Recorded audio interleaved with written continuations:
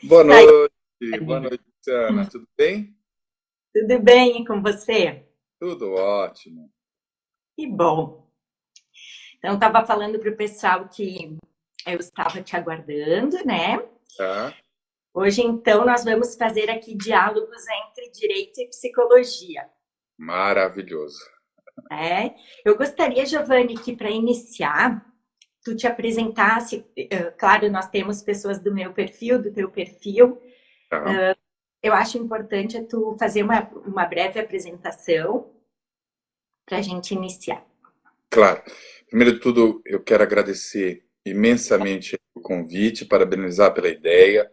Acho que as áreas têm que se comunicar assim sempre. Excelente ideia. Então, meu nome é Giovanni, sou advogado especializado na área de família e sucessões. E venho aqui desenvolvendo trabalho científico, pesquisa científica na área da psicologia, psicologia da saúde, com foco na área infanto-juvenil, né? Então, aos danos psicológicos infantis, aos abusos psicológicos, a todo tipo de abuso, inclusive alienação parental, né? Que é o nosso tema de hoje, né? Delicado, difícil, enfim. Então, esse sou eu, muito prazer, e mais uma vez, muito obrigado aí pela ideia e pela oportunidade, Luciana. E você também, por favor, se apresente. Tá bom. Eu que agradeço, Giovanni. Como vocês viram, então, Giovanni é advogado e ele atua exatamente na área da família e está fazendo toda uma especialização na área da psicologia. E eu, então, pelo meu lado, eu tenho graduação em Direito e em Psicologia, porém eu atuo como psicóloga jurídica, como assistente técnica em processos judiciais, então eu trabalho diretamente com os advogados da área de família em especial, que é onde mais acontecem as perícias psicológicas. E, Giovanni, a alienação parental é um dos principais acontecimentos que levam à necessidade de uma perícia em um processo de família, né? Então, assim, a escolha do nosso tema hoje foi, por um lado, pela importância que ele tem em termos, assim, dos efeitos que gera nas crianças, nos adolescentes, que é essa área que é a minha, mas que tu também estás te apropriando. E, por outro lado, pela incidência, que é cada vez maior desse fenômeno no poder judiciário, porque na vida real nós sabemos que ele sempre existiu. Sim. Então, não sei se tu queres começar falando dos aspectos jurídicos dessa perícia psicológica, e depois eu falo mais dos técnicos. Talvez fique Tá? bem. Vamos lá. Eu concordo, infelizmente é um fato, né? Infelizmente, mais do que comprovado, a incidência tem sido enorme. Há pesquisas de 8 em cada 10 ações mencionam aí o Tratado da Alienação Parental.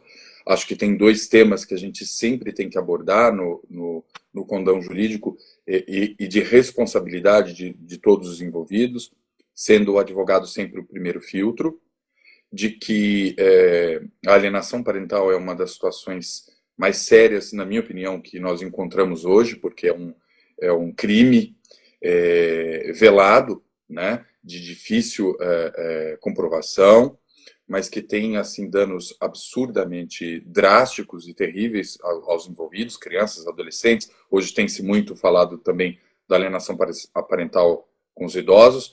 Então, acho que o primeiro ponto é a gente trazer mesmo a seriedade dessa situação da alienação parental, de uma acusação de alienação parental, assim como é de abuso sexual ou qualquer outra violência contra as crianças, contra adolescentes. Por que eu digo isso?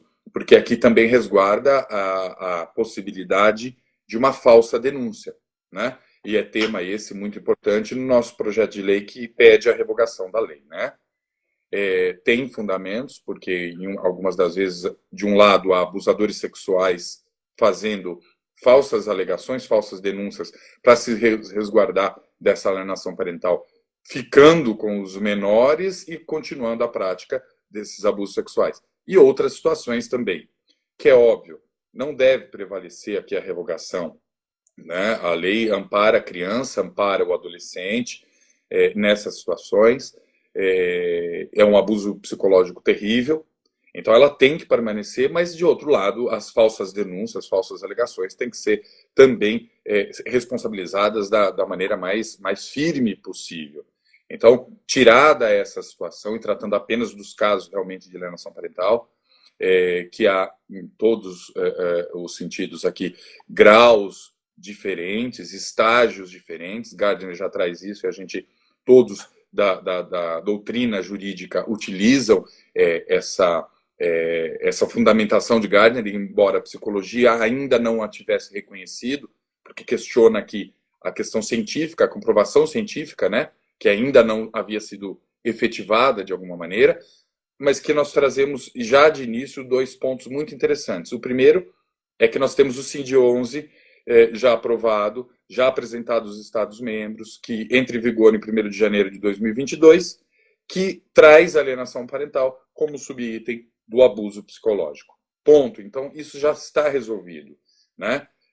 Como diz uma minha querida orientadora, minha professora Miriam, indifere se nós temos aqui questionamentos científicos ou não para essa problemática, se é comprovado que na prática isso acontece e precisa ser resolvido. Então, como a prática já demonstra isso, nós precisamos amparar e resolver.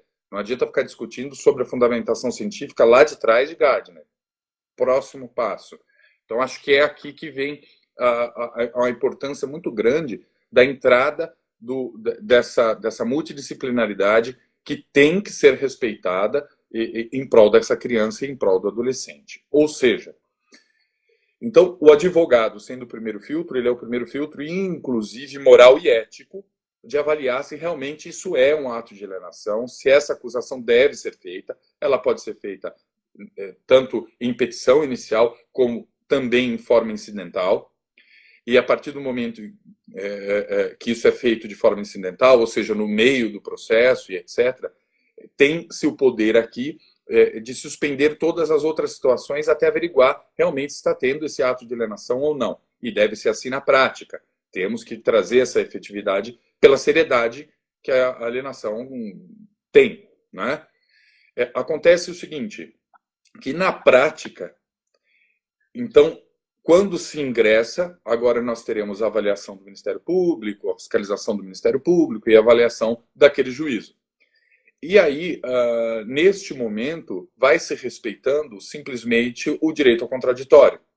Então, trouxe essa alegação, a grosso modo, então vamos esperar a contestação, que vai se trazer para uma réplica, para uma tréplica, e que aí, então, depois de saneado o processo, nós estamos falando de 1 ano e meio, 2 anos, então, na fase de saneamento, é que abre-se para as perícias psicológicas ou perícias multidisciplinares, então, seja o psicólogo, psiquiatra, assistente social, os outros todos profissionais, para avaliar se realmente aquilo existe ou não. O que acontece na prática? O ato, quando você vai poder falar muito melhor do que eu sobre isso, quando diagnosticado ou quando traz essa suspeita é trazida ao judiciário, significa que muita coisa já aconteceu. Então, isso já, esse transtorno, essa síndrome, já está se instaurando, que é muito diferente a síndrome de alienação parental com o ato de alienação. Eu sei que vai ser um ponto aí da nossa conversa, mas quando diagnosticado, isso, na maioria das vezes, já passou do estado leve, né, da grade, da tabela leve de Gardner, já está aqui para moderado e grave. Então, vários indícios aqui já estão demonstrando o sofrimento e o prejuízo e o trauma psicológico, seja o problema na escola, dificuldade escolar, começa a se ter um distanciamento do genitor e genitor alienados, e por aí vai. Então, já tem aqui um problema sendo demonstrado, um reflexo, um trauma sendo visível. A demora desse processo, 2 anos, 3 anos, está transformando o estágio de sofrimento e de trauma causado a essa criança, esse adolescente, muito maior lá na frente. Principalmente quando a gente ultrapassa a idade dos 12 anos, que é a idade onde o caráter moral, a formação moral daquela criança já existe, então ela já passa a julgar por ela mesma e ela entende que todo aquele contexto é verdadeiro. E aí vai se transformar em irremediável essa situação de convivência, a gente sabe disso, se tornam adultos, reconhece o sistema de alienação, reconhece tudo o que houve, mas não há mais a possibilidade desse vínculo ser retomado, porque se tornam pessoas estranhas. O distanciamento se fez tão distante e tão longo, e por tão período, que isso é irreversível. Então, esse é o grande risco. Então, a intervenção psicológica, a perícia, é absurdamente necessária. E assim como diz a súmula do nosso querido IBDFAN, o Luciano é membro do IBDFAN, eu também, nós temos uma súmula que é o quê? Uma orientação. O IBDFAN é o Instituto Brasileiro de Direito das Famílias, é o maior do mundo, é um instituto excepcional e que tem trabalhos científicos constantes na evolução do direito das famílias. E essas súmulas são direcionamentos para que nós tenhamos aqui um norte para essas novas alterações. E é uma súmula pedindo que na alienação parental tenhamos a intervenção imediata dos peritos, assim que avisado e comunicado sobre esse dano da alienação. Que, na minha opinião, deve ser sobre todos os tipos de dano, mas especificamente alienação. O que seria isso?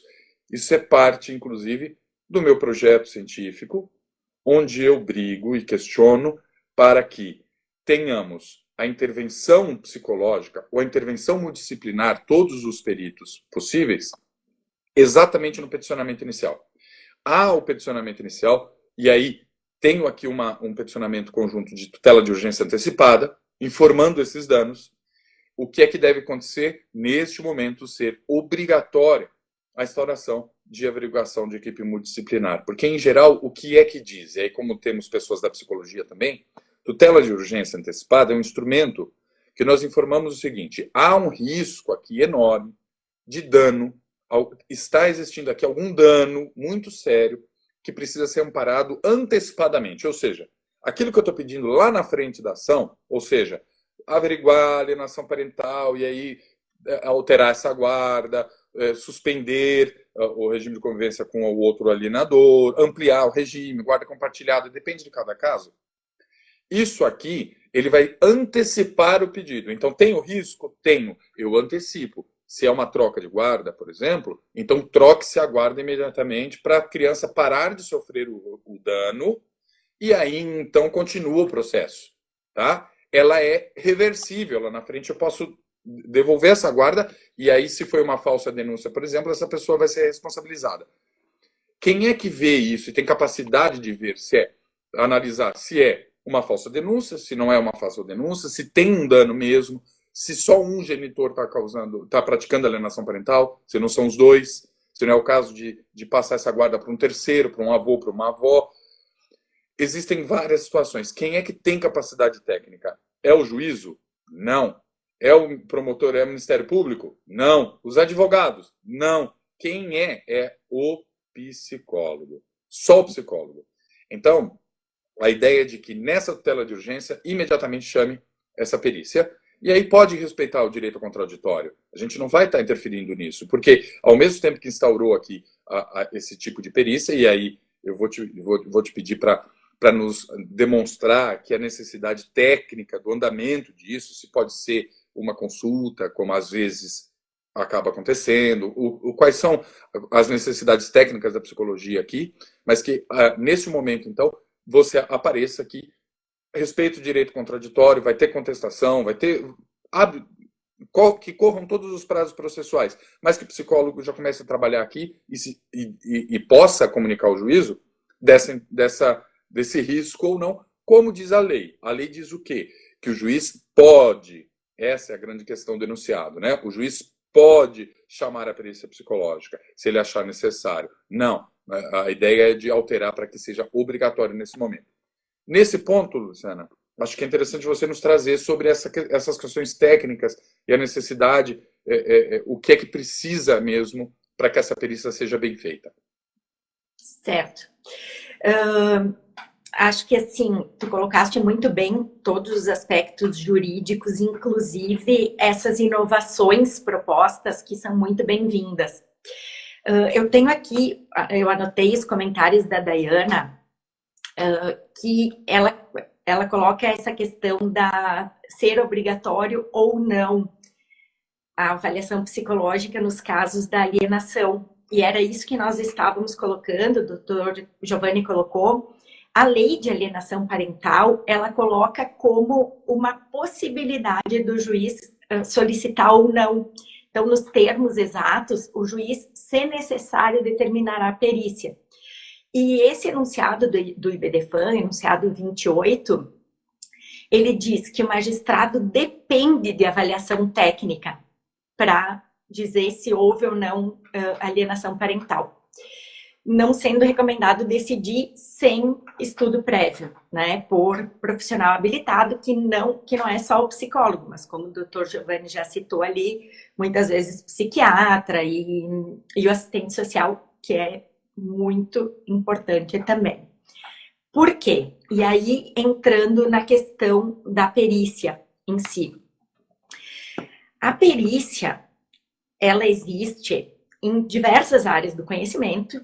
Então, existe perícia contábil, existe perícia feita por engenheiro, existe a perícia social do assistente social e a nossa, que é a psicológica. A perícia é um meio de prova que ele é utilizado toda vez que, para se tomar decisão no processo, nós precisamos de conhecimento técnico específico que foge da alçada jurídica. E como o Dr. Giovanni bem colocou, a alienação parental é um fenômeno complexo que envolve diversas questões psicológicas a serem investigadas. Então, assim, para começar, as características de personalidade das pessoas envolvidas, seja o genitor que aliena, seja o genitor alienado. Então, o que motiva esse comportamento? Há um litígio entre esse casal? Como é que é a história desse relacionamento? O que gerou o divórcio? Como é que se deu o processo de divórcio? Além disso, a criança, os filhos, que são as vítimas da alienação parental, a avaliação deles tem que ser uma avaliação muito ampla. Tem que envolver aspectos emocionais, aspectos cognitivos, e aí entra a questão das falsas memórias, que tu falaste, assim, en passant. Também as questões de desenvolvimento, o quanto essa criança já está prejudicada por essas ações dos seus pais, porque muitas vezes é bilateral a alienação, nós sabemos também. E a questão do contexto, seja o contexto familiar, seja o contexto social e escolar dessa criança. Então, assim, essa perícia, ela é importantíssima, na minha opinião, ela é imprescindível nos casos de alienação parental, exatamente pela complexidade do fenômeno. Só que, para ela cumprir a sua função, ela tem que ser feita com qualidade. E aí entra um problema da nossa realidade, assim, que é como se dão as perícias no judiciário. Nós temos pouquíssimos peritos oficiais, né, os peritos concursados. A maioria dos peritos que atuam no judiciário hoje em dia são terceirizados. Então, são pessoas que trabalham em outras áreas da psicologia e elas eventualmente fazem perícias quando solicitadas. E, infelizmente, o valor da remuneração da perícia, ele está bem aquém do que o que vale. O que vale no sentido de uma perícia bem feita. Por que eu digo isso? Porque uma perícia bem feita, para analisar todos esses aspectos que eu citei aí, ela precisa se utilizar de diversos instrumentos. Então, não basta entrevistar esses pais. Nós temos que aplicar testes psicológicos nesses pais. Os testes de personalidade que vão identificar o quanto essas pessoas estão ou não no seu discurso colocando o que é a sua realidade psíquica, né? também tem que ser levantadas informações de terceiros. Vamos pegar professores, babás, avós, pessoas que convivem com essas crianças. Também analisar prontuários que estejam disponíveis, de tratamentos que essas crianças já tenham feito, psicológicos até do pediatra. Então, assim, uma perícia nesse nível de complexidade, ela exige muito trabalho. E esse trabalho não é remunerado de forma adequada. Claro que, assim, quando a pessoa não tem, quando as partes não têm assistência judiciária gratuita, o perito pode estabelecer o valor, né, da sua perícia. Mas, na maioria dos casos, nós temos assistência judiciária gratuita, então o valor pago é bem baixo, baixo considerando as horas de trabalho que esse profissional vai ter que ter para chegar num resultado efetivo, um resultado real, que é o que nós buscamos no processo. A verdade real. E é para isso que o perito está aí. Né? Uma outra questão, eu acho, que tu colocaste, Giovanni, foi a questão da ação preventiva do advogado.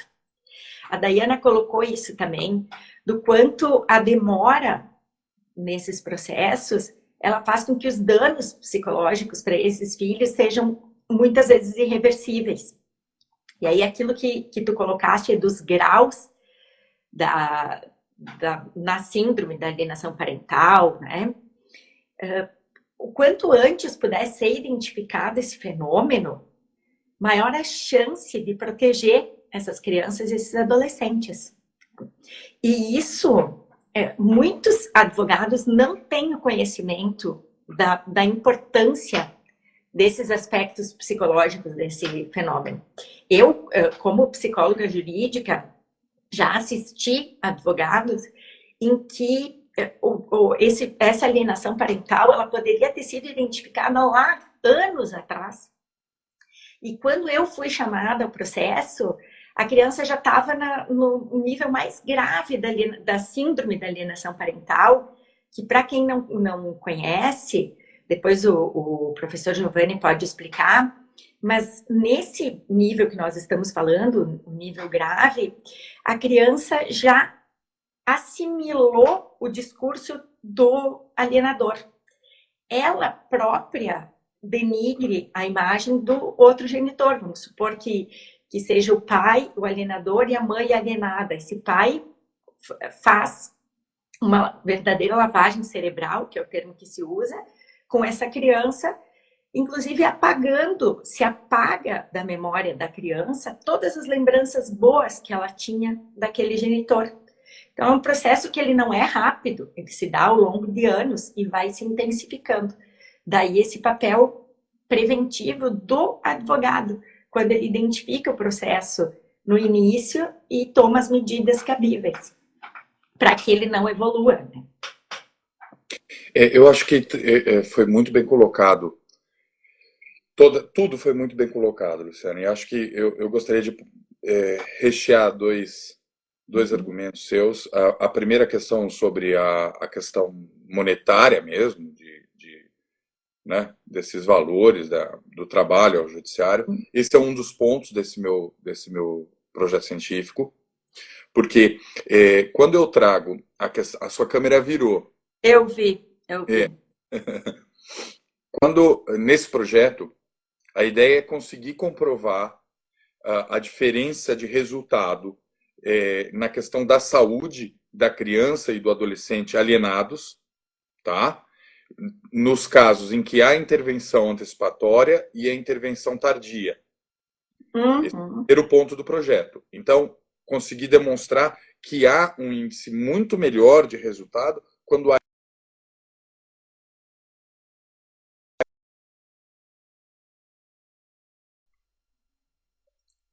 Luciana, me ouve? Ah, voltou. Voltou com filtro. Com filtro de coraçõezinhos aí. Então, olá, é bom sinal que está gostando da live.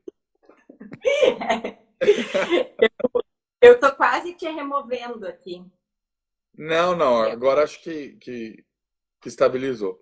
Então, a ideia é inicialmente mostrar a melhora nessas intervenções iniciais. E posteriormente a isso, mostrar qual é o lapso temporal das demandas que tem intervenção inicial da equipe, tá? E o lapso temporal daquelas que têm intervenção tardia. Ou seja, a equipe multidisciplinar que entrou logo no início da ação, quanto tempo nós demoramos com essa ação ali no judiciário?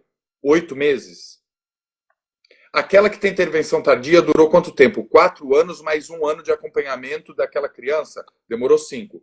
Quanto tempo então, de diferença que se gasta? Qual é o custo que tem para o judiciário essa primeira demanda com intervenção e a segunda demanda com essa intervenção tardia? Conseguindo demonstrar que eu tenho resultados na saúde do alienado muito melhor aqui atendido e também uma questão de muita economia, justifica a contratação desses psicólogos especializados nas varas. Por quê? Na prática, nós sabemos muito bem que nós temos um psicólogo para atender 500 comarcas. Né? Então, na prática, muitas das vezes, por mais que o juiz queira, e por mais que o juiz entenda essa necessidade, ele não tem como viabilizar essa prática. Porque não tem. Ele vai pedir auxílio de um psicólogo que vai dar agenda para ele daqui 5 meses. Então, emprestado da comarca. Desculpa eu interromper, mas eu não sei qual que é a realidade. Nós somos de estados diferentes, né? Aqui no Rio Grande do Sul, na maioria das cidades do interior, nós temos um psicólogo, 2 psicólogos. É a mesma. E aí, né, tem que dar conta de todas essas demandas e, inclusive, aí se concretiza a impossibilidade de ter assistência técnica, que é uma coisa que nós vamos falar depois, na medida em que essas pessoas já trabalham como peritos e, portanto, não podem ser assistentes técnicos, por óbvio, né? Mas, sim. Desculpa a interrupção, era para colocar... A ideia é essa, é bater papo mesmo. Sim. Mas essa é a ideia, de resolver também essa lacuna, porque não adianta, como a ideia do projeto é vingar-se e um projeto de lei, para termos aqui a determinação obrigatória dessa intervenção em qualquer demanda que seja demonstrado abuso psicológico ou qualquer tipo de dano psicológico emocional da criança ou do adolescente, né? Não adianta conseguirmos isso, é como o depoimento sem dano, é exatamente, que veio daí do Sul. Não adianta conseguir a determinação, então o CNJ já vai regulamentar como obrigatório, certo? Estamos aqui numa questão só de prazo, se eu não tenho o amparato técnico. Sabemos que devem correr essas ações na vara especializada, na vara de família, mas também sabemos que a realidade de muitos municípios, de muitas comarcas,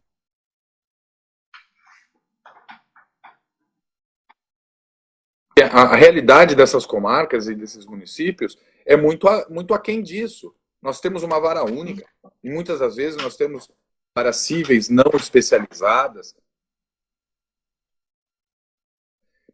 e todo mundo tenta se resolver. Então, é claro que haverá aí a determinação do depoimento sem dano, mas na prática nós temos que equipar tudo isso.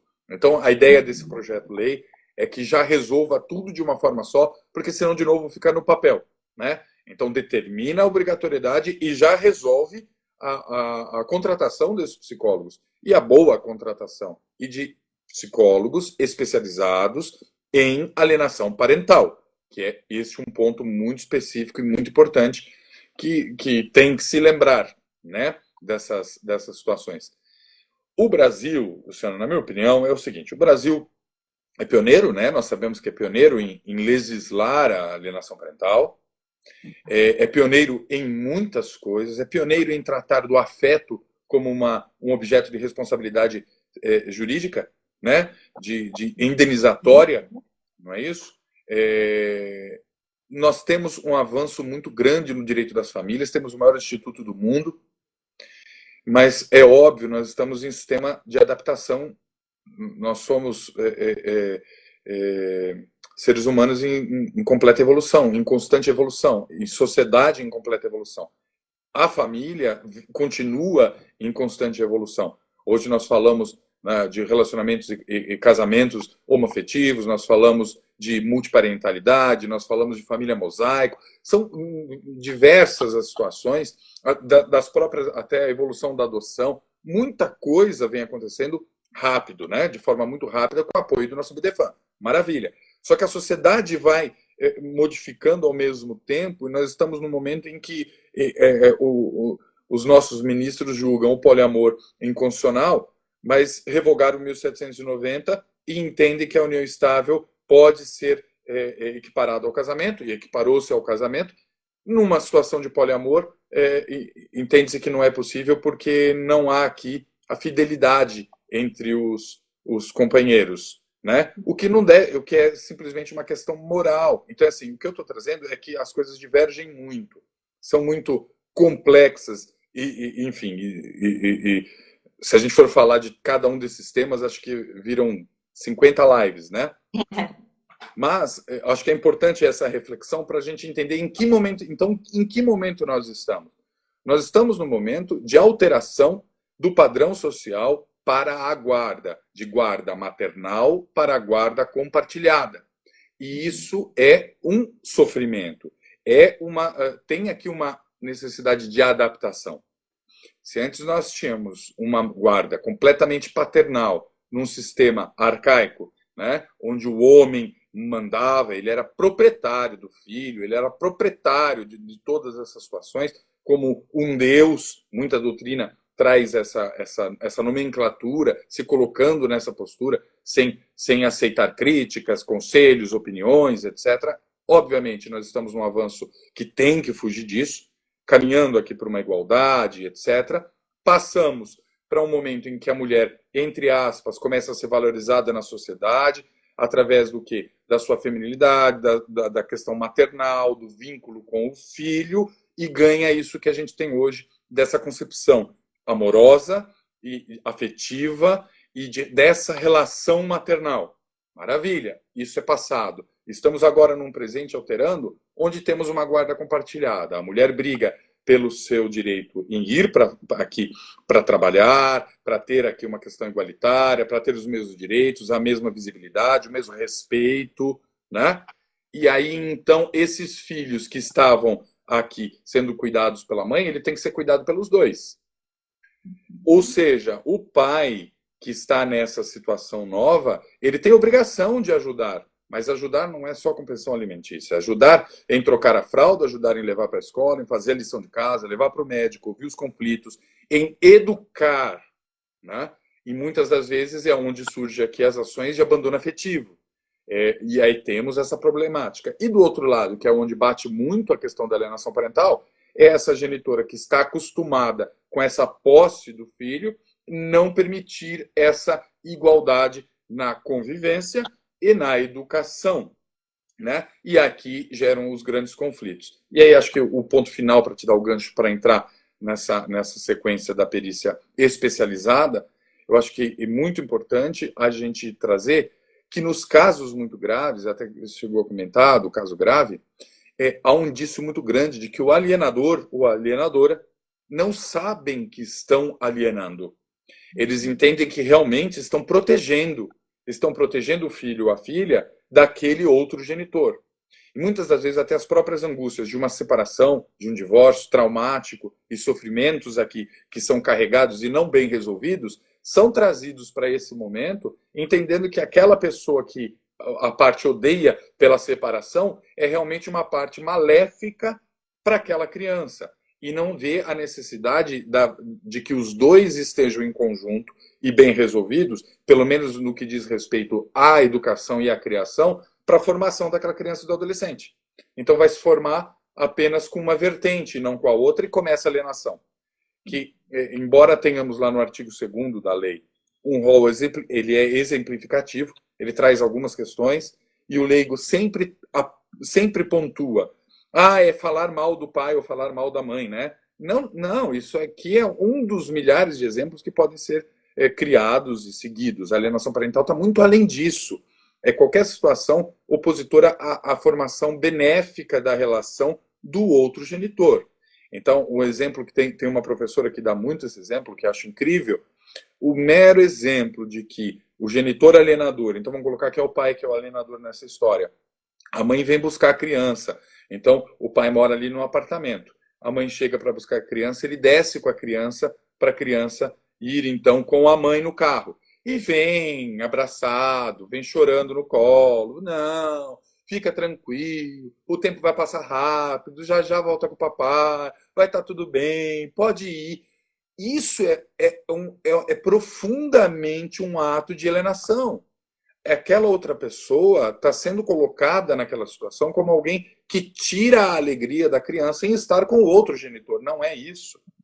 E um ponto pior, que eu acho que e esse é o mais existente, é quando esses genitores entram em conflito e querem disputar, além de outras situações, disputar a visibilidade na educação dessa criança e do adolescente.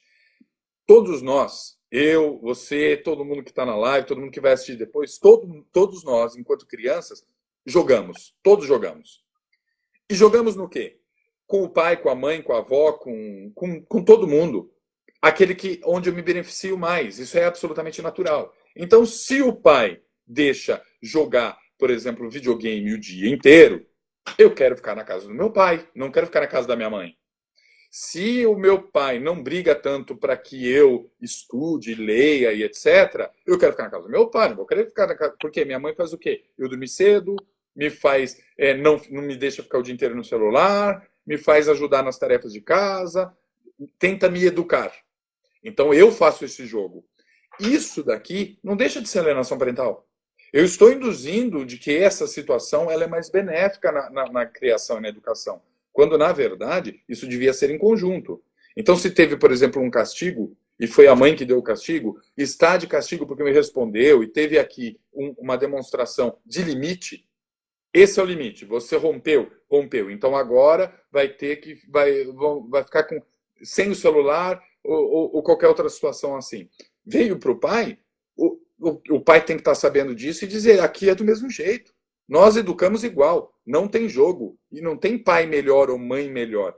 Para os adolescentes, todo pai e toda mãe são os piores pais do mundo, certo? Então, é essa visão que tem que ter. Não vai ter que ter, claro, dentro de um bom senso, com cuidado, mas com essa conexão. Então, a alienação parental vai muito além.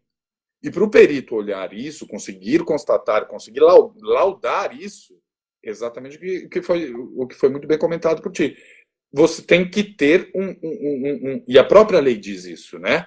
A própria lei diz que o estudo tem que ser aprofundado sobre as relações desse relacionamento, sobre todo o histórico até chegar aqui, para que eu tenha a condição de entender o que é que houve na vida dessa criança, do adolescente, para chegar nesse ponto, né?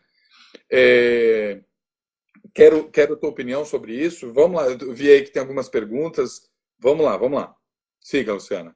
Sim, Giovanni, eu acho que eu vou começar aqui falando, indo um pouco antes, indo para um período um pouco anterior à alienação, ao início do processo da alienação parental, que é o que tu estavas falando agora. As questões, quando se misturam as questões da conjugalidade com as questões da parentalidade. Então, assim, terminou um casamento, uma união estável, que quer que seja, houve uma separação, um divórcio, isso significa que aquele casal rompeu enquanto casal. Porém, no momento que esse casal tem um filho ou vários filhos, eles vão ser pais conjuntamente para sempre. Só que, assim, muitas pessoas têm dificuldade de separar as duas coisas. Nós sabemos que a maioria dos relacionamentos, quando termina, não termina bem, pelo menos para uma das partes. E aí, a alienação parental surge exatamente quando uma dessas pessoas, ou as duas, que não aceitaram, não conseguiram fazer o luto desse relacionamento, ela começa a manipular os filhos no sentido de prejudicar o outro genitor, aquele ex-marido, aquela ex-esposa. Então, essa é a origem da alienação parental. A alienação parental, inclusive as pessoas comentaram ali, que muitas vezes ela se dá de formas sutis, leves, e também é importante a gente colocar aqui que ela acontece em famílias em que os pais são casados. Sim. Quantas vezes, né, um casal, um pai fica falando da mãe, denegrindo a imagem daquela mãe, ou vice-versa, diante dos filhos. Então, isso também é uma forma de alienação parental, só que não é a que nós estamos falando aqui. Nós estamos falando em situações que chegam ao judiciário. Sim. E aí, falando da perícia, da complexidade da perícia, tu colocaste, Giovanni, muito bem, em algum momento da tua fala, a questão da importância da capacitação técnica dos profissionais que atuam na área da perícia psicológica. Então, nós colocamos antes a baixa remuneração, que infelizmente impede, em muitos casos, não justifica, porque assim, eu sempre digo, se a pessoa se propôs a fazer aquele trabalho, sabendo que ela ia receber aquele valor, ela aceitou essa condição, mas isso não pode servir de justificativa para ela fazer uma coisa mal feita ou superficial. Então, assim, se a pessoa considera que ela não está recebendo uma remuneração justa para fazer aquele trabalho que é necessário, ela não deve aceitar. O que é o caso dessas perícias terceirizadas, né? Não do perito oficial, lógico, porque esse é concursado. Essa capacitação técnica diz respeito a pessoa ter uma formação específica na área da psicologia jurídica ou da psicologia forense. Eu não posso sair lá do meu consultório, dizer, não, enjoei de trabalhar na clínica, ou meu consultório não está indo bem, ouvi falar que é interessante trabalhar na justiça, vou trabalhar lá. A gente sabe que, infelizmente, essa é a realidade de muitos profissionais que atuam na área jurídica. Então, não tem como. Porque a pessoa, para trabalhar junto aos advogados, como assistente técnica ou como perita, ela precisa conhecer o direito. Ela não precisa ser graduada em direito, porém ela tem que conhecer minimamente as regras, as normas, que não só as que regem a sua atividade, mas as que regulamentam aqueles processos, aquelas relações que ela vai avaliar. Então, essa formação técnica específica em psicologia jurídica, eu considero fundamental para quem vai atuar nessa área. E só para pegar o gancho, já que eu citei o assistente técnico aí, voltando aos advogados, né?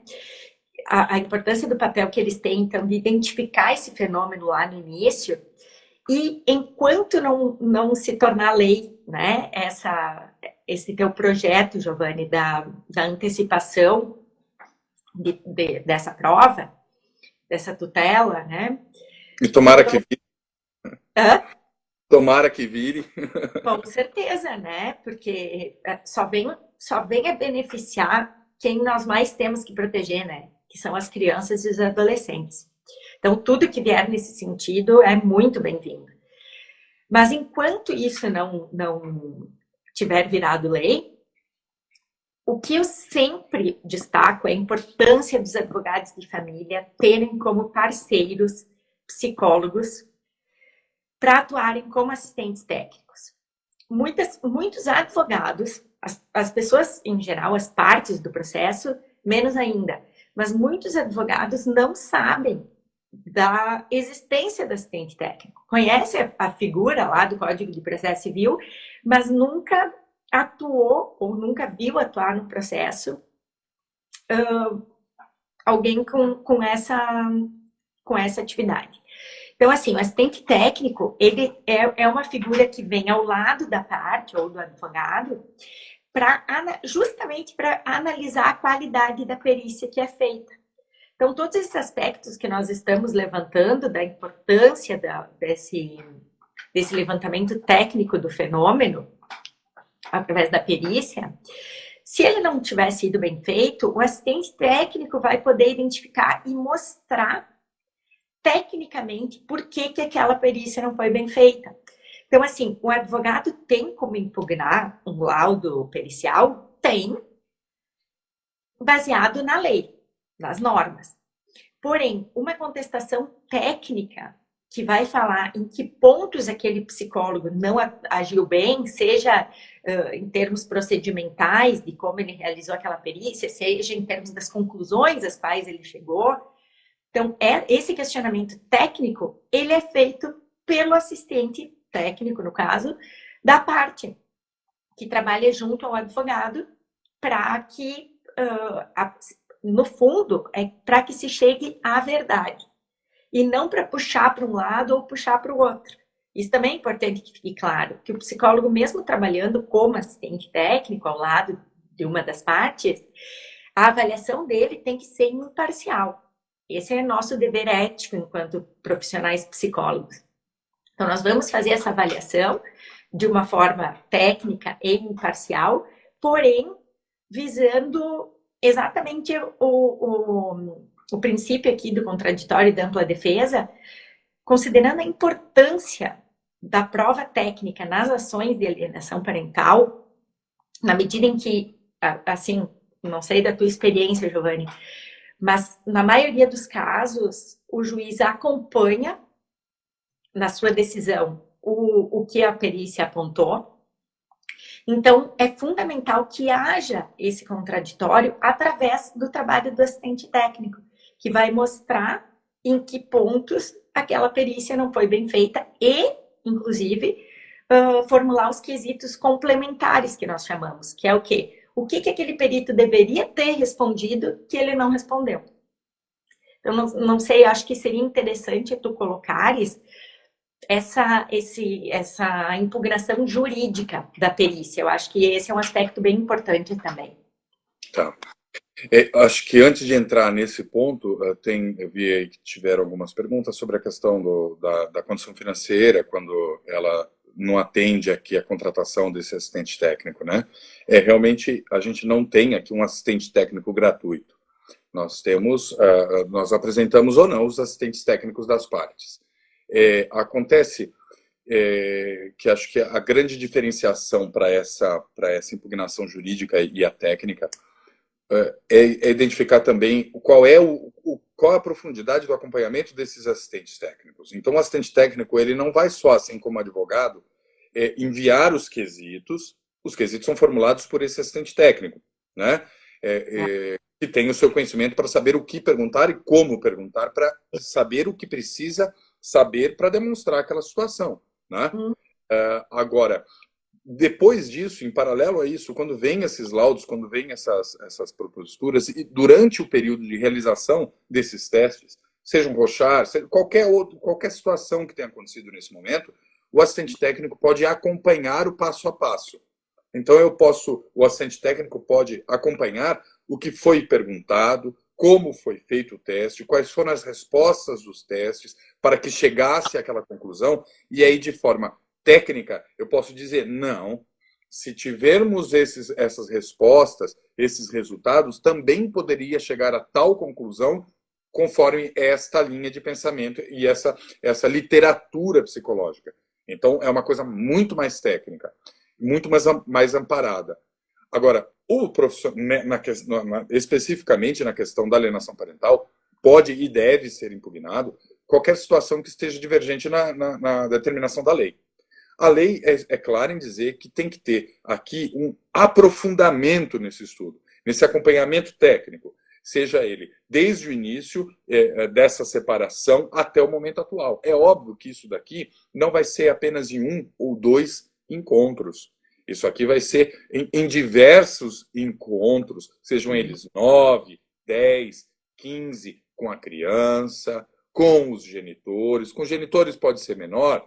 Vai ser aplicado o teste também, então vai ter perícia psiquiátrica também, vai ser feito rochar, vai ser feito nos pais, a criança não necessariamente vai ser aplicado um outro teste, mas vai ter um aprofundamento aqui nas consultas, nessa vivência com o perito. Maravilha, isso aqui é uma perícia que determina a lei da alienação parental. Ele é também especializado nessa área, maravilha. Divergente a isso, eu vou poder impugnar.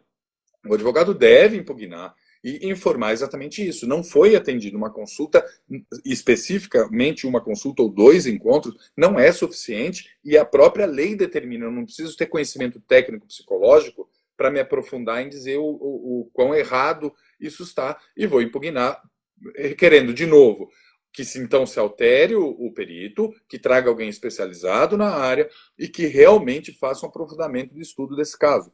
A alienação parental não pode ser tratada como se fosse uma bobeira, como muitas das vezes é, tanto para falsamente denunciar, quanto para falsamente se tratar.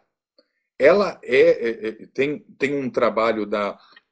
tem até o livro, vou até mostrar, estou até aqui na minha mesa. Esse daqui, ó, eu adoro esse livro, dos Madaleno. Né? Então, tanto da Ana Carolina quanto do professor Rolfo Madaleno. Tem uma profundidade muito interessante no livro dessa separação de ato e síndrome, e fala exatamente, ela fala muito bem sobre os resultados práticos na vida dessa criança e adolescente, em resultados traumáticos sobre o ato praticado, realmente praticado, e as falsas memórias. Ou seja, pega-se o exemplo do abuso sexual.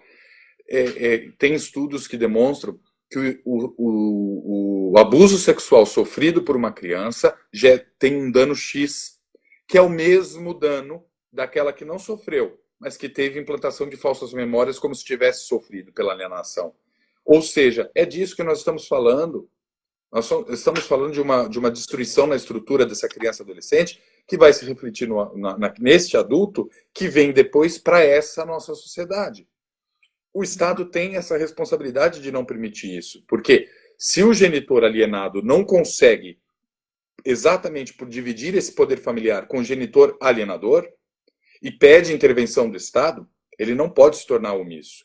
E muitas das vezes o judiciário é corresponsável por essa extensão do dano à criança ou adolescente. Principalmente quando não acata o chamamento do perito, da intervenção, ou dos peritos, da intervenção multidisciplinar, para tratar de uma situação que não há competentes ali para aquele julgamento. Nem o magistrado, seja de primeira ou segunda instância, ou seja, Ministério Público, ou advogado, e etc.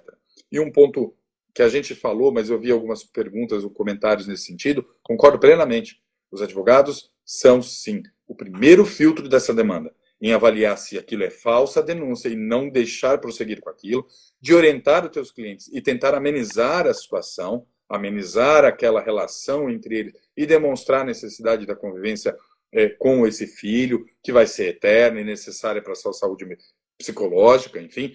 O advogado tem, sim, uma questão ética aqui.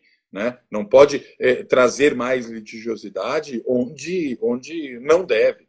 Né? O judiciário já fomenta isso, o advogado muitas das vezes fomenta isso, não pode.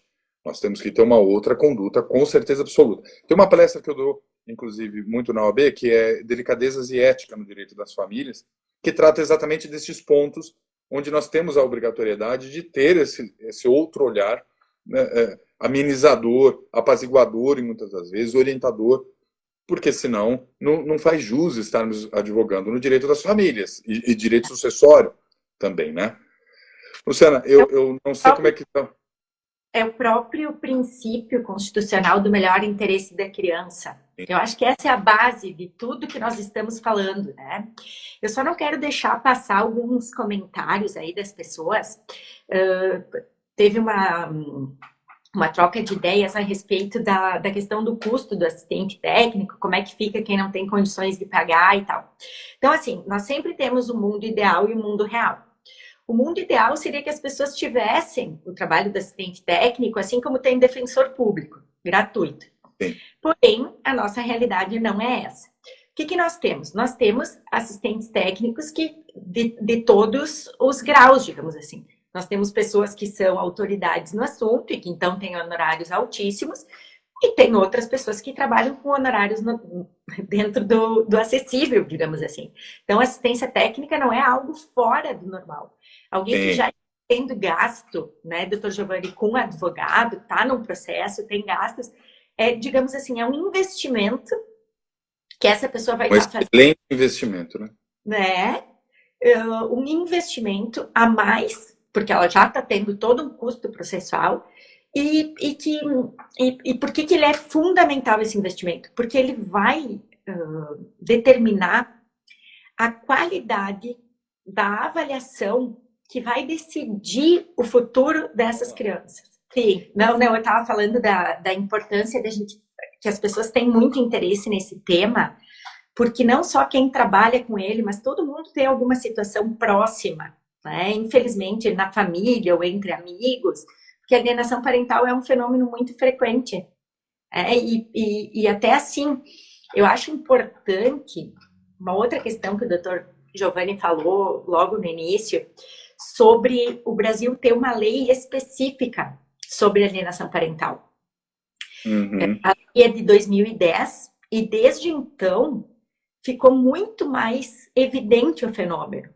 Então, se até hoje tem advogados que não se dão conta de que a criança envolvida no processo está sofrendo alienação parental, imaginem vocês antes de nós termos essa legislação específica, né? Então, a revogação da lei, como tu já colocaste a tua opinião, na minha também, é um retrocesso, porque se há problemas na interpretação, na aplicação dessa lei, então nós temos que ver. Agora, que foi um instrumento fundamental na divulgação, principalmente, das características dos atos de alienação parental para auxiliar exatamente na prevenção desse fenômeno. Né? Eu só não quero deixar sem resposta, não sei se ela voltou, a Ediane, ela fez uma pergunta em relação a testes de personalidade. É uma das espécies dos testes psicológicos que podem ser utilizados.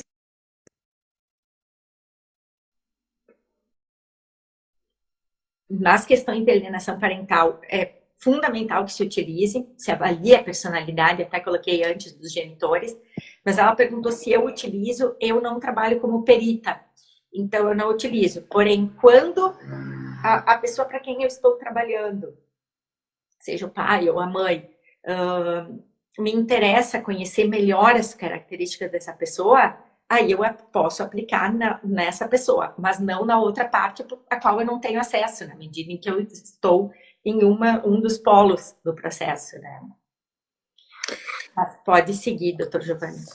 Eu acho que uma situação interessante de reflexão desse comentário de que tem se aumentado muito aqui a notificação, né, da prática da alienação. Entendo que tem muitas vertentes que justificam e explicam isso, né?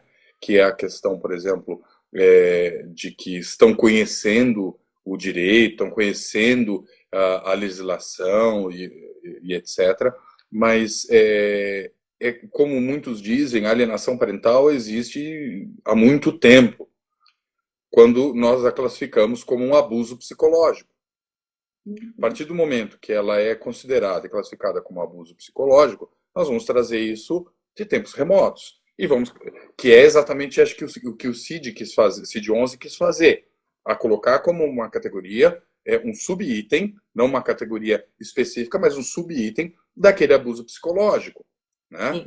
Hoje, talvez todo esse estudo e essa conscientização tem conseguido demonstrar o grande risco em que existe na falta de intervenção.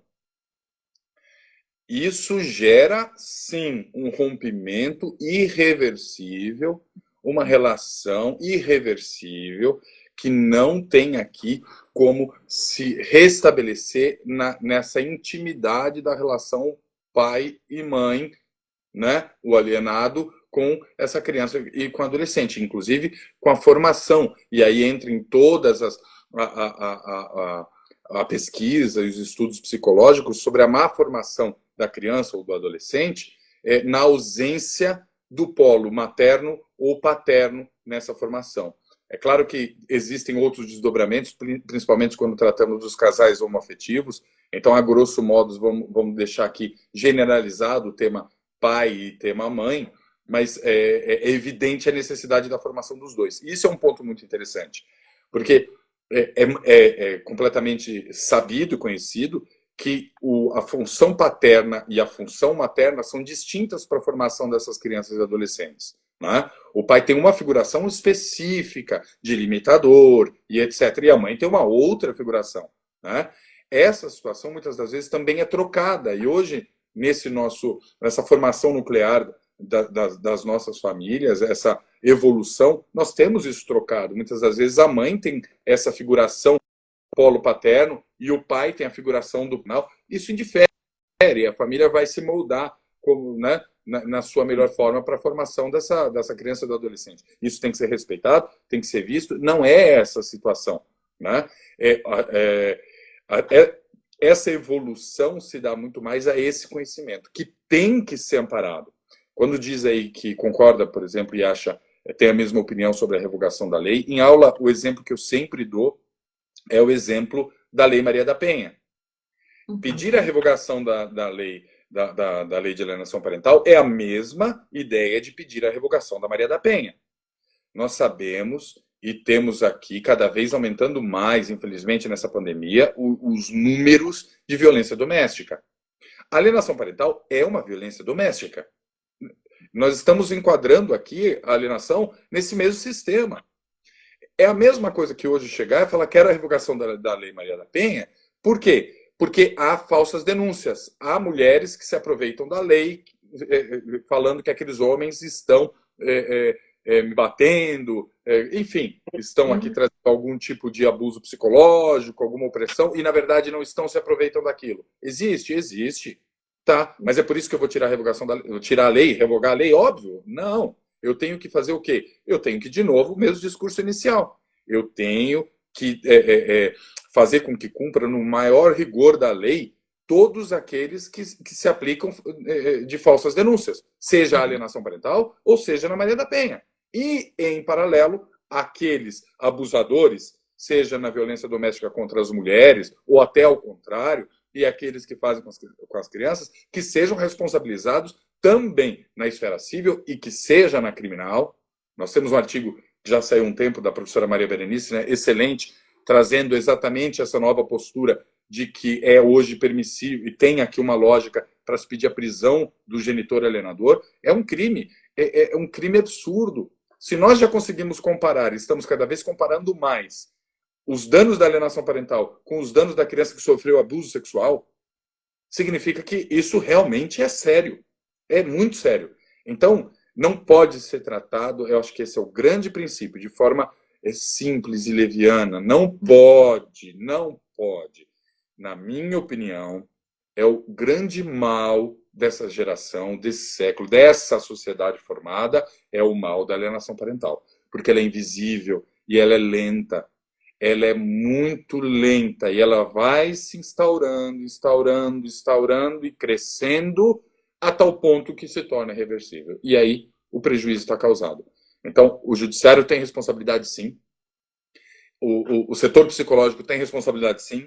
Mas nós sabemos de vias práticas. Então, também não adianta nós ficarmos colocando a culpa no outro. Eu tenho muito esse discurso.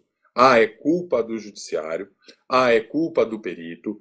É culpa da falta de psicólogo. É culpa do valor monetário oferecido. Então, é essa a problemática. Por isso que é a ideia desse meu projeto científico.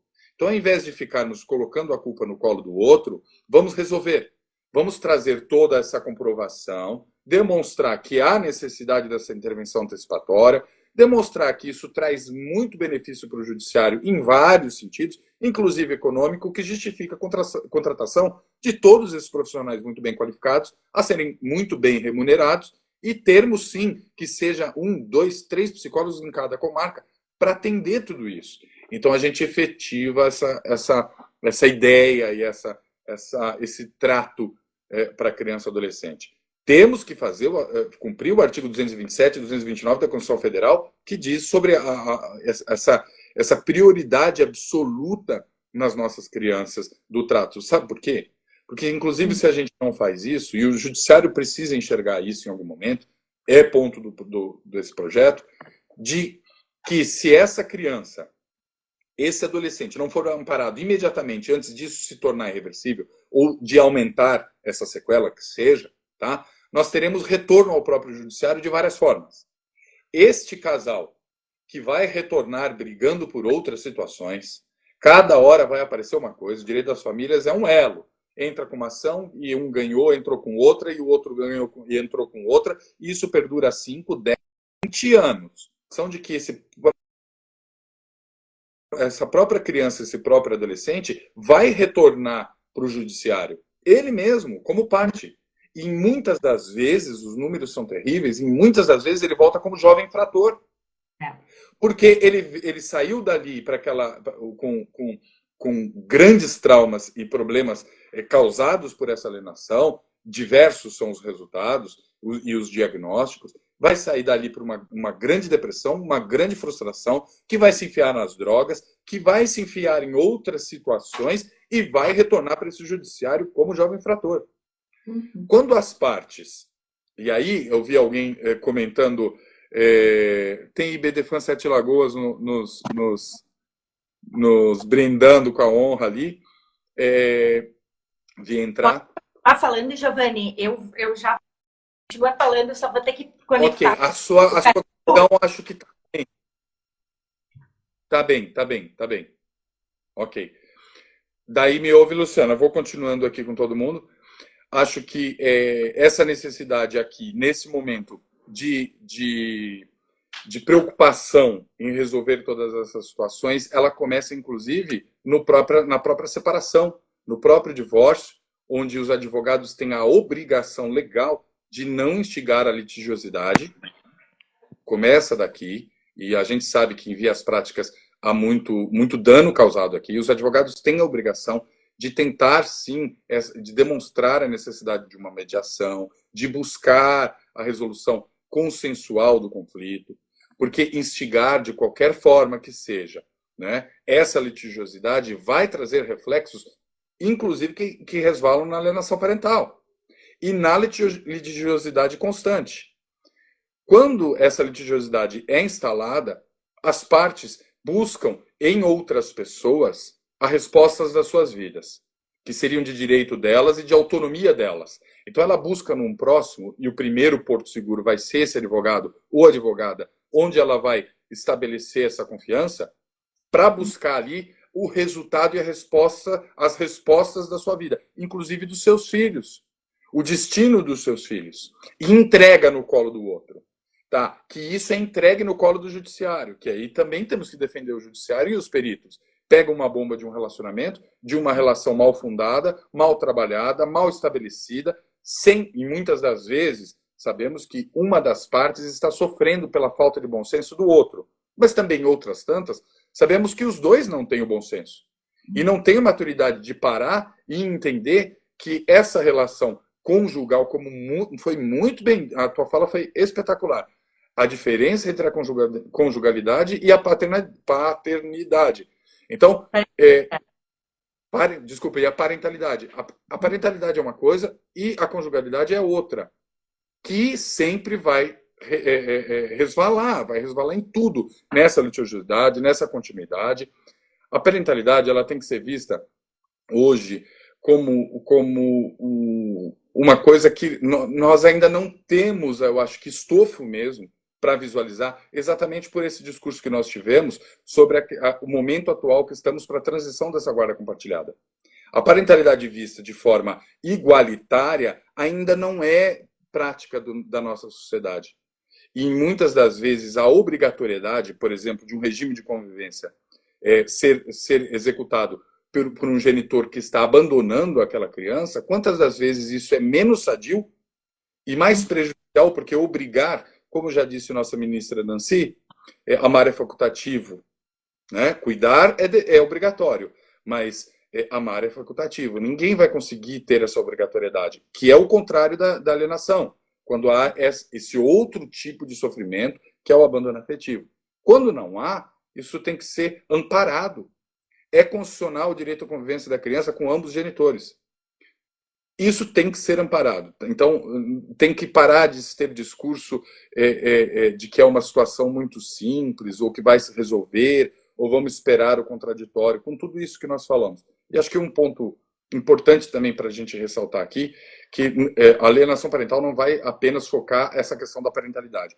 ou do pai ou da mãe, ou desses genitores alienadores, mas sim a toda pessoa, né, que esteja nessa convivência familiar e que, inclusive, tenha aqui, em momentos, a guarda dessa criança ou a convivência, que estejam aqui educando e auxiliando, contribuindo com a formação dessa criança e do adolescente. Os avós, né? Isso se estende muito. Isso se estende muito. Às vezes um genitor está alienando e começa a família também a amparar.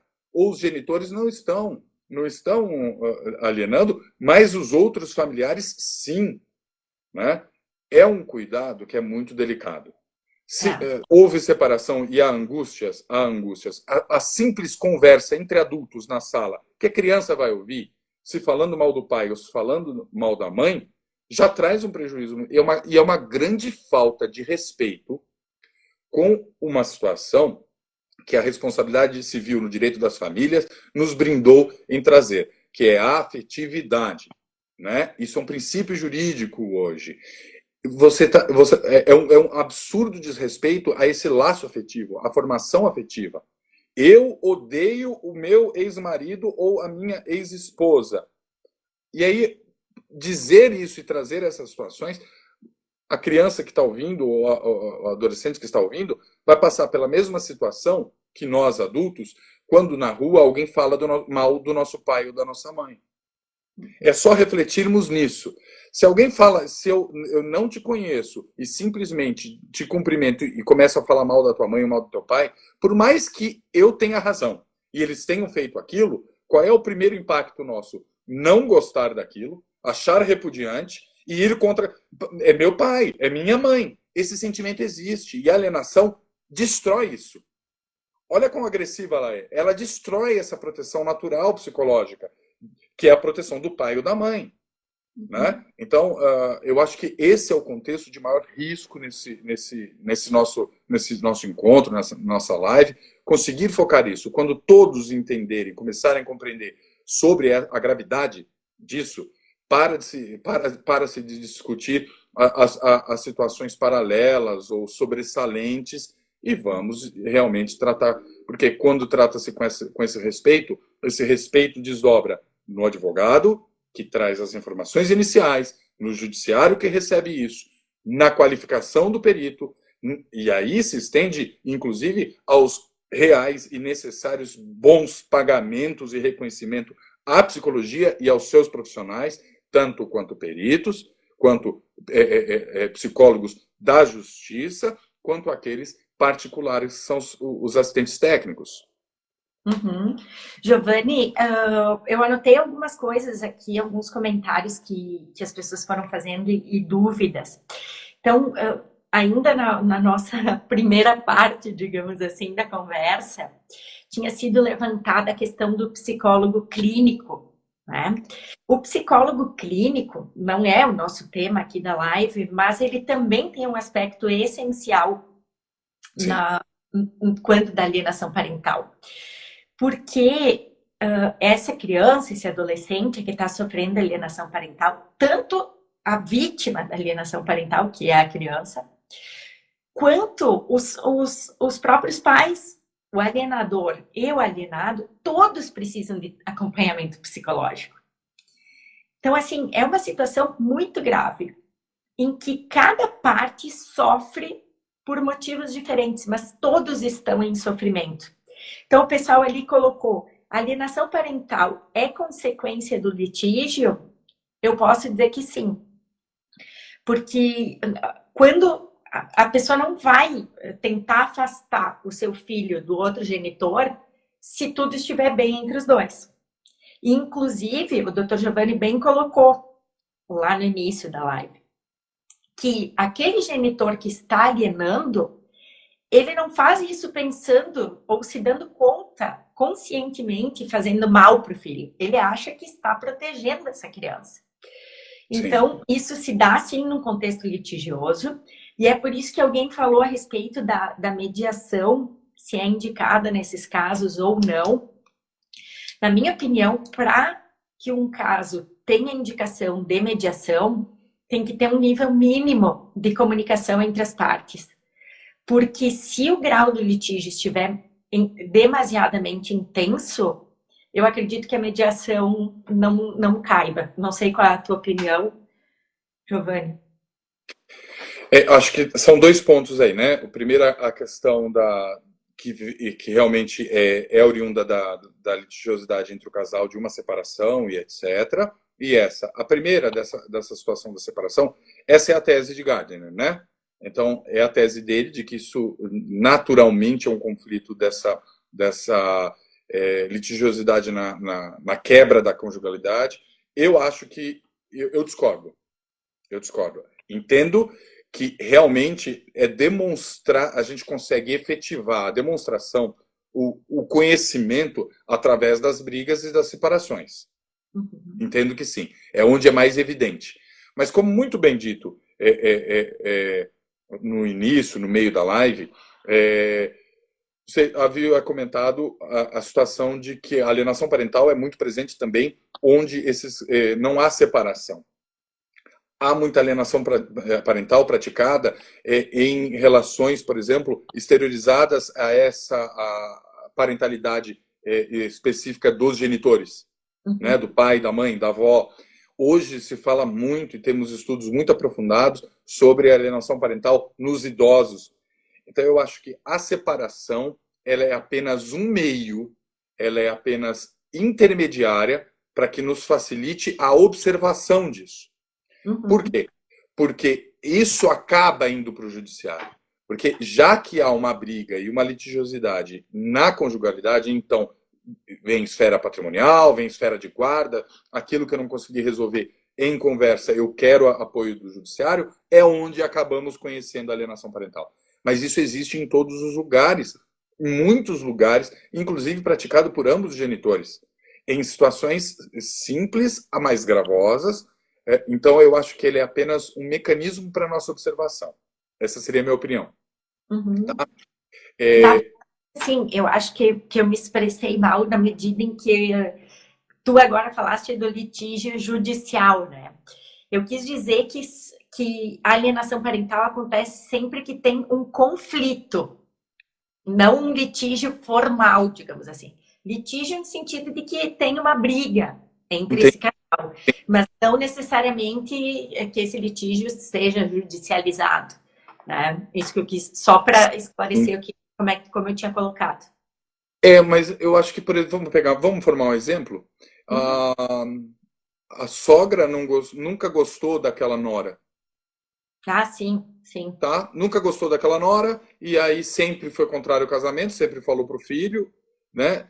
E aí, de repente, naquela relação tem a criança e ela expõe isso sempre para a criança. Sua mãe não presta, não gosta da sua mãe por causa disso, ou traz indícios disso. Não há aqui claro, há da avó com a nora. Eu concordo, entendo. Mas acho que eu tenho muito medo de trazer rótulos ou estereotipar. Por quê? Porque eu tenho muito medo da polarização. Muito. Ou seja, quando eu trato que a alienação parental é uma lei contra a mulher, eu estou polarizando. Ela não é contra a mulher. Ela é a favor da criança. A Lei Maria da Penha não é contra o homem e por isso merece revogação. Ela é a favor de qualquer um que sofra violência doméstica.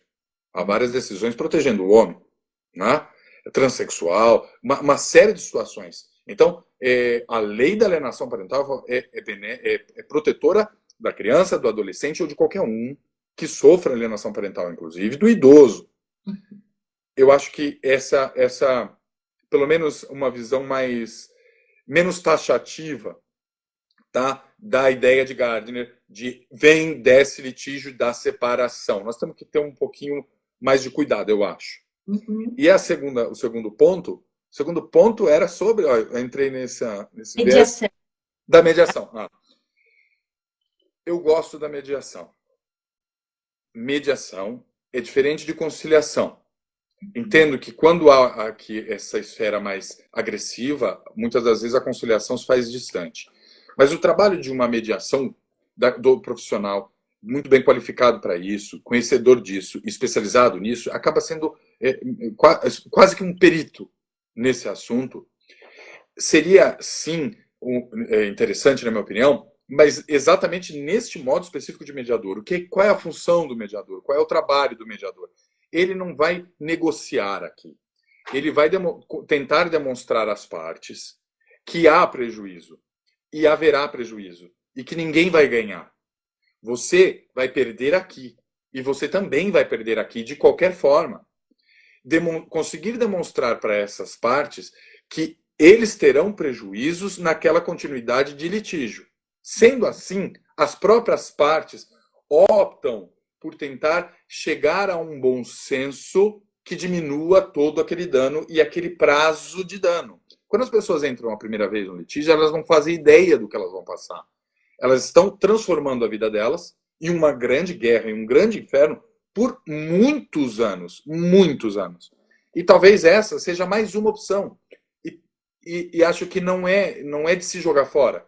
Em cada 10 situações, se através da mediação, uma delas amenizar a ponto de, ok, vamos equilibrar o regime de convivência, ok, eu, alienador, enxerguei que talvez eu possa estar cometendo essas situações, não por maldade, como a gente já falou, e esse é o grande ponto, mas por achar que estou protegendo meu filho ou filha e vou procurar um tratamento. Pode-se chegar nesse bom senso. Em cada 10 casos, se um acontecer isso, já salvou uma criança, já salvou um adolescente. E esse é o propósito, né? A ideia da psicologia clínica é excepcional e necessária, completamente necessária, antes, durante e depois. O alienador, não é à toa que a legislação, a lei de alienação parental, tem, inclusive, como um tipo de sanção a determinação da terapia compulsória ao genitor alienador. Ele precisa de tratamento. Até desculpa te interromper, mas isso que tu estás falando é exatamente um questionamento que surgiu aqui, deixa eu ver, da Aline. O que é possível fazer para alienador, para que o alienador faça acompanhamento psicológico? Então, acho bom tu esclarecer isso. Era o que tu estava falando. Vai ser, lógico, diante desse trabalho do perito, das perícias e dessa análise, né, vai ser demonstrada a necessidade realmente de um acompanhamento. Em algum momento, e aqui é o ponto em que nós temos que fazer a grande e necessária diferença entre ato de alienação parental e síndrome de alienação parental, né? Que isso é muito confundido em vários âmbitos, inclusive na academia. Então, diversos artigos científicos misturando essas duas situações. Ato de alienação parental, como já disse Gardner, e a gente tem que interpretar dessa forma, é um subato dessa síndrome de alienação parental. Perdão, a síndrome de alienação parental é um subato do ato de alienação parental. Eu pratico o ato de alienação parental. Ele vai ter um diagnóstico de síndrome de alienação parental tanto para o genitor alienador quanto para quem sofre, a criança que sofre essa alienação, nas suas sequelas. Quem é que diagnostica isso? Quem é que determina isso? Sou eu, advogado? Não. Sou eu, juiz? Também não. Eu, promotor? De jeito nenhum. Quem? O psicólogo. O psiquiatra, que seja em algumas situações específicas, mas isso é área da psicologia. Então, a psicologia vai demonstrar que realmente essa pessoa pratica e está num estágio muito avançado dessa prática desses atos de alienação parental, não reconhece essa situação e precisa de um tratamento para entender que aquilo é maléfico, não é benéfico para aquela criança ou para aquela formação da criança e do adolescente. Isso é o psicólogo. Eu, juiz de ofício ou a requerimento do advogado, posso fazer o quê? Eu posso demonstrar que há indícios, a lei é muito clara, que há indícios da prática de alienação parental. E diante dos indícios da prática de alienação parental, eu posso aqui, de ofício ou a requerimento, e para quem é da psicologia, traduzindo, o juiz pode fazer por ele mesmo pode decretar sem pedir, ou com o advogado pedindo, com a parte pedindo. Ele pode trazer alguns elementos, dentre eles a transferência de guarda compartilhada, suspensão, e uma série de coisas, ou outras situações que ele quiser, que ele achar que deve para aquele caso. Uma delas é determinar a terapia compulsória para o genitor alienador. Isso tem que ser feito. Tem que ser feito. Por que tem que ser feito? Ah, mas tem outras caracterizações. Tem aí a hipótese, inclusive, se aventa sobre a possibilidade de prisão do genitor alienador. Existe. A questão é, Então, eu sou o genitor, o outro que é o genitor alienador, ok? Eu sofro danos. Eu sofro danos. A criança também sofre danos, que foi muito bem dito, né? Você disse muito bem. O dano é extensivo ao outro genitor, à criança e o genitor. Todos precisam de amparo. Acontece o seguinte: futuramente, qual é a ideia? O genitor alienador praticou todos esses atos desumanos, ok? Maravilha. Trouxe todo esse dano para a criança, para o outro genitor, para todas as relações. Por quê?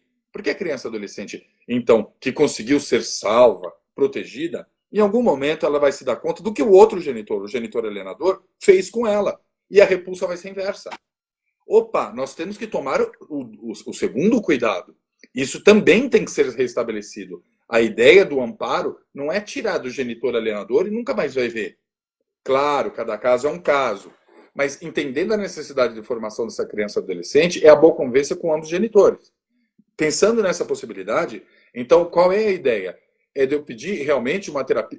Teve um afastamento, teve qualquer situação negativa, pedir o tratamento e o acompanhamento psicológico pela saúde da parte do genitor alienador. Para quê? Porque essa convivência um dia será retomada. E quando for retomada, ela tem que ser sadia. Então, não adianta nada continuar aqui a pessoa portadora, olha aí de novo a situação da síndrome, portadora da síndrome de alienação parental e retomar a convivência. Quando retoma-se essa convivência, a prática vai ser a mesma.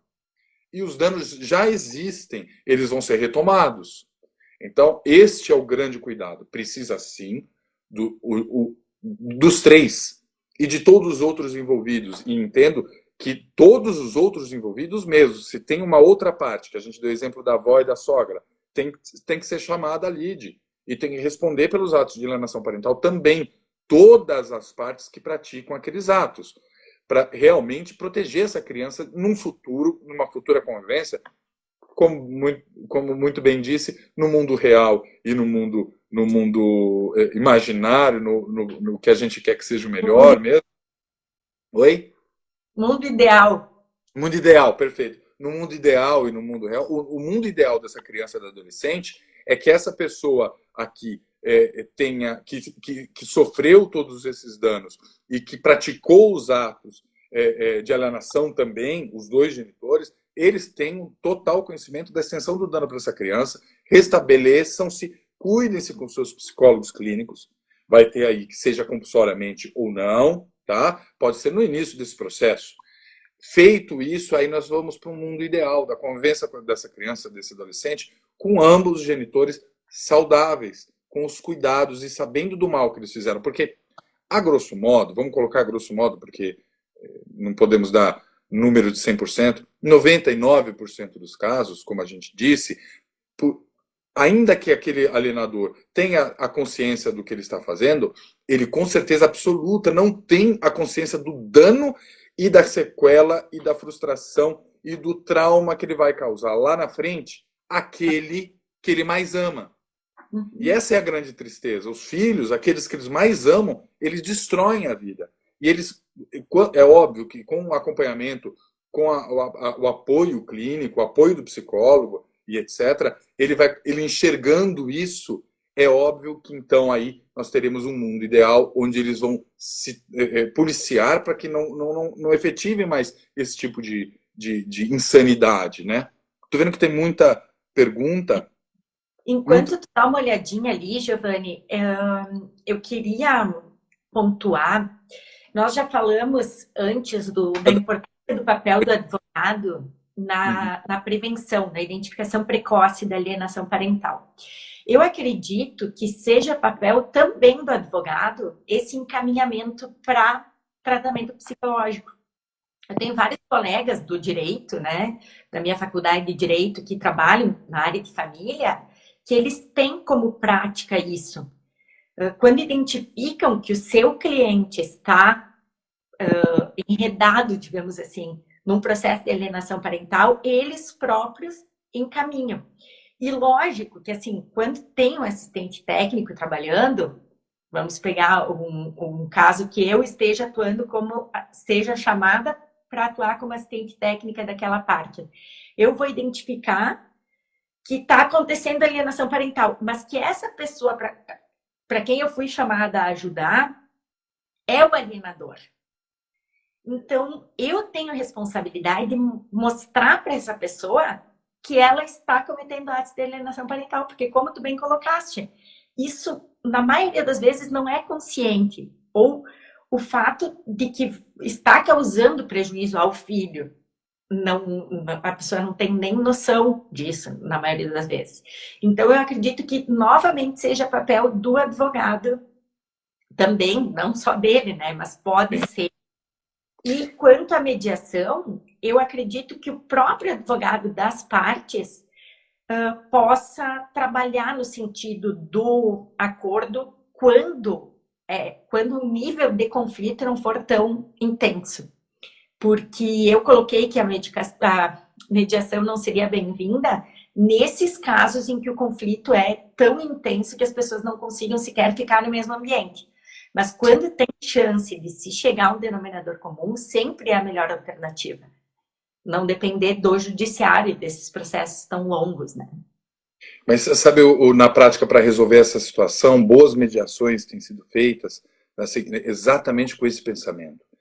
As partes não vão ser trabalhadas em conjunto. O mediador vai ouvir realmente uma parte isolada, depois a outra. Ele não vai negociar entre as partes, mas ele vai fazer realmente um trabalho individual para demonstrar a extensão do dano causado pela continuidade dessa postura impositiva de não tem conversa. Então, é tentar demonstrar isso, entende? Uhum. Isso eu acho que é um caminho interessante a se pensar. Eu acho. Sim. Eu posso fazer um adendo? Tem uma pergunta aqui interessantíssima da Dayana sobre a troca abrupta da guarda do alienador para o alienado, se não piora o dano psicológico. Eu quero a tua opinião também, mas eu tenho uma opinião muito próxima, muito próxima não, idêntica do professor Rolf Madalena. O diagnosticou tem que imediatamente fazer a troca abrupta, por mais que seja abrupta. Porque o dano causado pelo genitor alienador é muito maior do que essa continuidade, né, essa espera, essa tentativa lenta de regresso. Ela imediatamente tem que não seja trocada, mas que vai depender de cada caso, né, tem que ser analisado individualmente, mas a instauração de uma guarda compartilhada, de uma ampliação do regime de convivência, ou até a troca da guarda, se for necessário. Nós estamos falando em estágios em que há pelo menos uma comunicação ainda há um mínimo de relação entre o genitor alienado e a criança suficiente para que isso não seja tão traumático, tão desesperador. Há índices de suicídio, há índices de estágio de depressão terríveis pelo dano que isso tudo causa, né? Quem é que vai poder orientar isso? Não é o advogado, não é o juiz, não é o promotor, mas o psicólogo que vai, se teve essa intervenção aqui inicialmente do psicólogo, do perito, para poder demonstrar essa situação. Olha, há aqui a possibilidade desse regresso, vamos retornar ao convívio, tem um convívio ainda, está no estado moderado para grave, tem essa intervenção. Passou disso, vai ser o perito, vai ser o técnico, vai ser o psicólogo mesmo que vai determinar qual é o melhor, a melhor forma que tem que restabelecer essa convivência, tem, ponto final, isso é indiscutível. Como resolver isso? De novo, é o perito. De novo, é o psicólogo, é o profissional especializado nisso que vai identificar as melhores formas. Um contato prévio, então um contato por vídeo, depois... A visitação assistida, né? A visitação assistida, eu sou um pouco reticente a ela, porque nós sabemos que na prática ela é muito danosa também. Então, eu sempre faço solicitações de que, caso não seja a única alternativa, quando é a única alternativa, não tem outra, né, tem outros elementos, ok, mas na alienação, se tiver qualquer outra situação que possa ser criada para tentar essa reaproximação, eu prefiro. Exatamente pela forma que a visita assistida acontece. Ela é de forma muito pesada, psicologicamente falando, emocionalmente falando, para aquela criança, para aquele adolescente, que vai no estabelecimento X, Y, Z, com um terceiro de confiança. O terreno da alienação ainda existe para o plantio da alienação. Então eu acho que tem que ser de uma outra forma. Mas há às vezes que realmente tem só essa necessidade. Mas aí e o perito vai dizer isso. Não, acho que isso é o ideal e vamos devagar até ter segurança para realmente ter o convívio e a convivência disso. É o perito. É isso que eu ia colocar, que assim, na minha opinião, essa questão da reversão da guarda, cada caso tem que ser analisado individualmente. Por quê? Porque depende do grau em que já chegou essa alienação. Então, assim, se é um caso como aquele que eu citei lá no início, da síndrome de alienação parental, estágio grave, nós não temos como colocar esses filhos em convivência direta com o genitor alienado, porque eles não vão ficar. Sim. Nesse caso específico sobre o qual eu estou me referindo, que é uma situação bem grave, os filhos se negam a ficar com outro genitor. Não querem ver ele de jeito nenhum. Então, nesses casos, é como tu falaste, sempre tem que retomar o convívio. Mas a forma como esse convívio vai ser retomado é que vai mudar, vai variar de acordo com, principalmente, na minha opinião, quanto ao grau de alienação.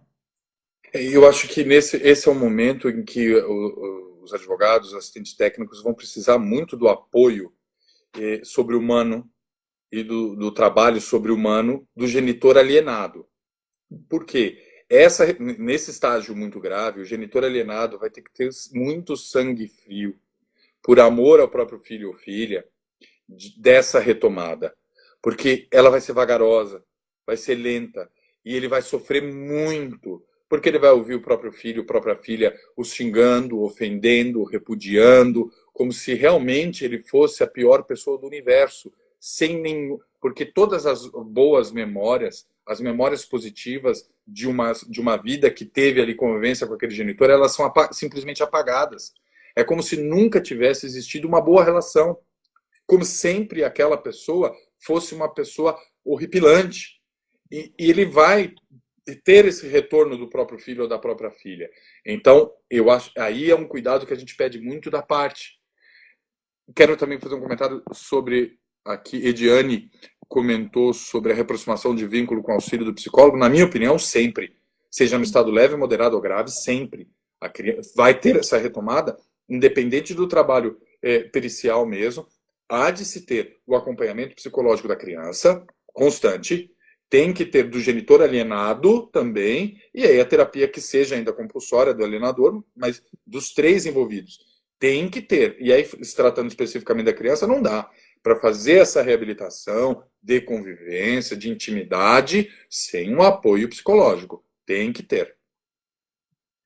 Com certeza, concordo plenamente. Então, nós podemos ver com isso que o psicólogo, quando se trata da alienação parental, ele pode exercer muitos papéis.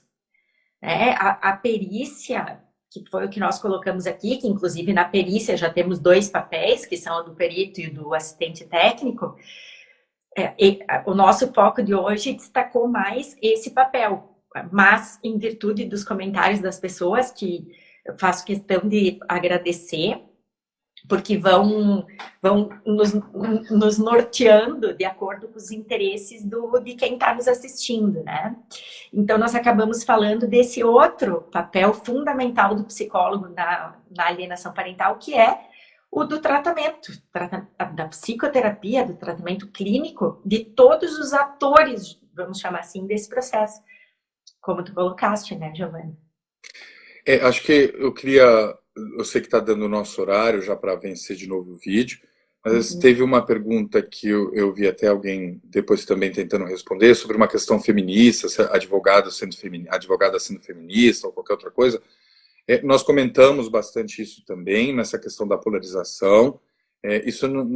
Isso é incabível, porque não é um direito da mulher, não é um direito do homem, não é uma lei contra a mulher, não é uma lei contra o homem, e sim um direito da criança e do adolescente que tem que ser defendido com unhas e dentes, sim. Não interessa quem esteja alienando, se é pai, se é mãe, se é homem, se é mulher, e nós, profissionais do direito, da psicologia e etc., não podemos permitir realmente essa exteriorização de algo estereotipado ou polarizado. A mulher é assim, o homem é assado. Isso na minha opinião, isso é inadmissível.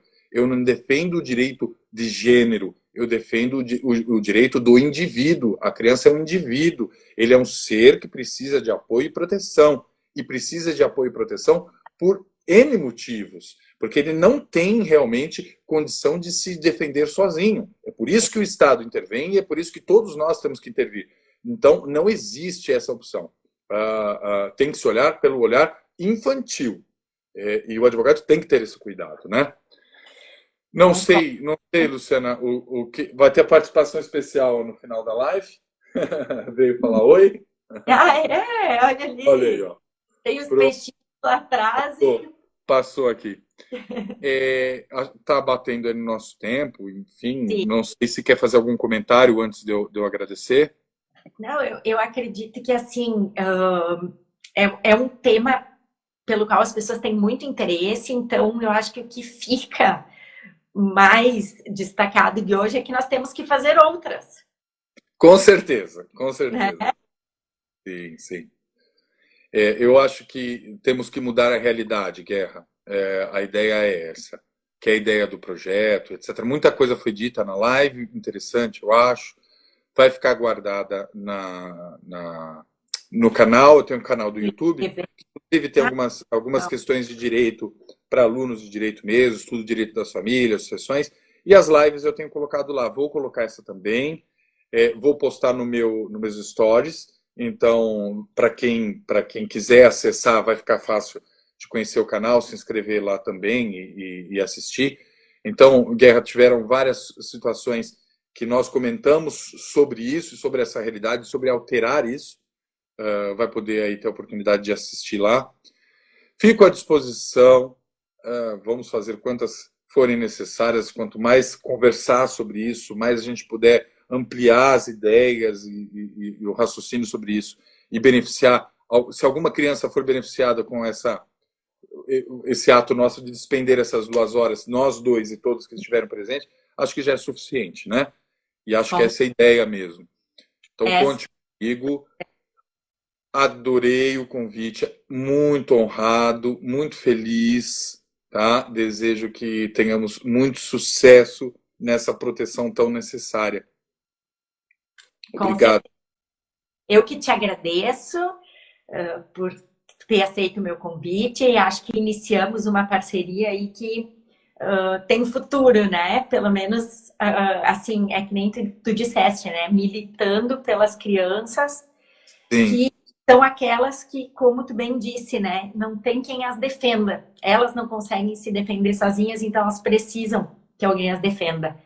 Então, assim, doutor Giovanni, muito obrigada mais uma vez pela tua participação. Agradeço também a todos os comentários, as perguntas. E, assim, o que a gente não conseguiu responder, vocês podem mandar direto para nós, via mensagem, que nós vamos ter o maior prazer em estar respondendo.